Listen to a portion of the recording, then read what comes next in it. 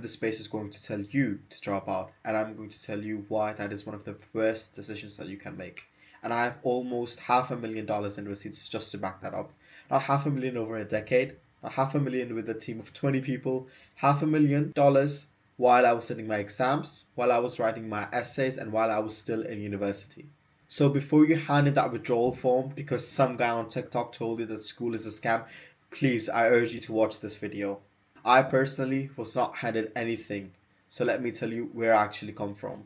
Now, if you've already watched my videos, you might have an idea, but for those who don't know, a quick short story is that when I was in college, I was doing night shifts at the Amazon warehouse. Finish college, go back home for a couple of hours, then I go back to work at night.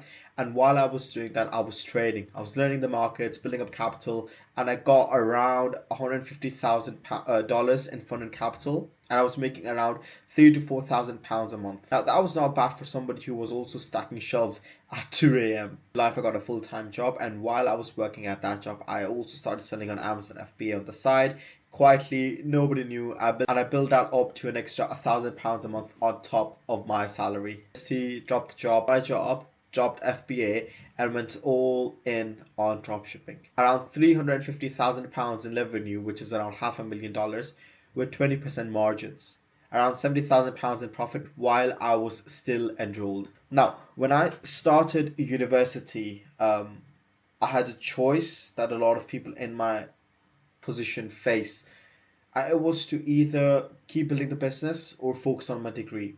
And every advice that I got while looking at videos or TikTok or Instagram was to just drop out of school. School is slowing you down. Your degree is worthless. Just drop out and go all in.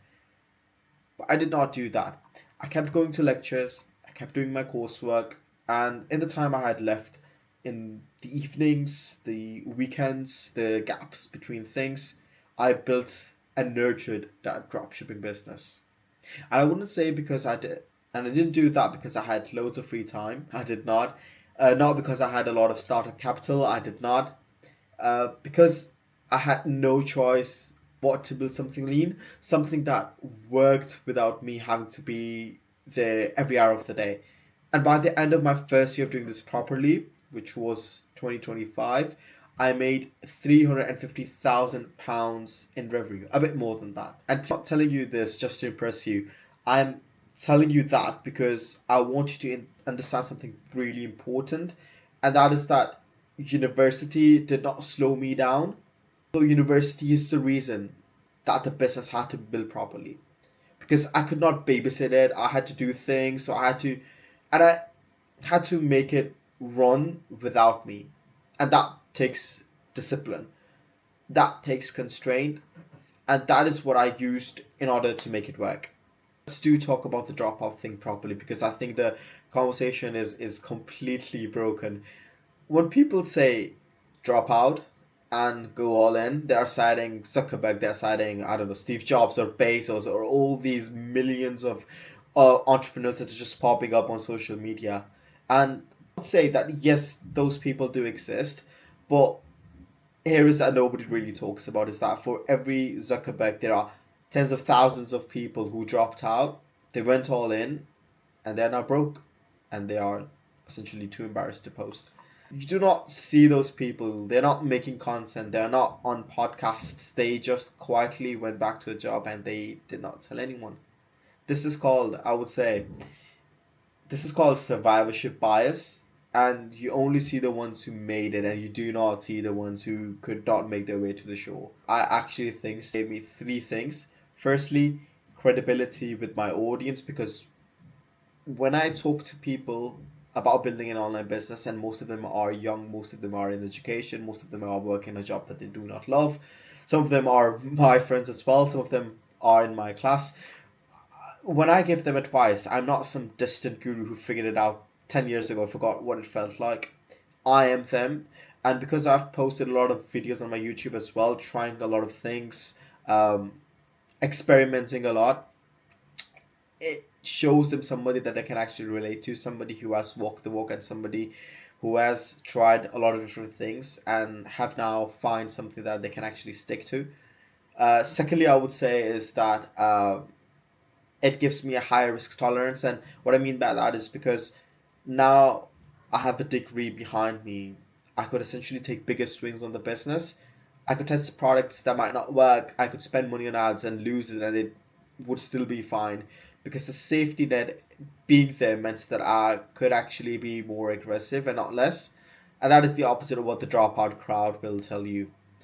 And I would say, thirdly, would be that I have to be efficient by force because I had lectures, I had deadlines, I have a life. I could not spend 8 hours a day tweaking a Shopify team or watching YouTube videos about productivity because every hour I spent on the business had to count. So I built systems, I built automations, and I built something that could run without me. And that is what a real business looks like because you want to work on the business, not for the business. To say to you, and that is because if you are sitting right now thinking about whether you should drop out and whether university is holding you back or your job or college or whatever, and whether you should go all in on your idea, I want to ask a very different question actually, and that is, have you actually started? Because in my experience, the people asking, should I drop out, are not asking about dropping out, they're asking for permission to actually start. And they want someone to tell them that the conditions are right, that the timing makes sense, and that they have enough information and that they are ready. And the brutal truth is that you are never going to feel ready. The conditions are never going to be perfect.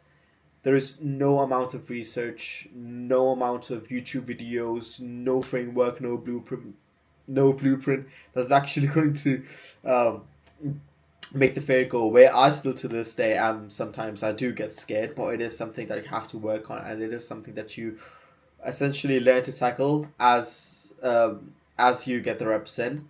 So asking should I drop out is just a more dramatic version of asking should I start. And the answer to that question is the same whether you are in a university or not. And that is yes. Start now with what you have and where you are. I started in a warehouse at night. I built my first income stream around a full time job. I built £350,000 around a university degree. None of those environments were ideal. All of them worked because the environment was never the variable. You are.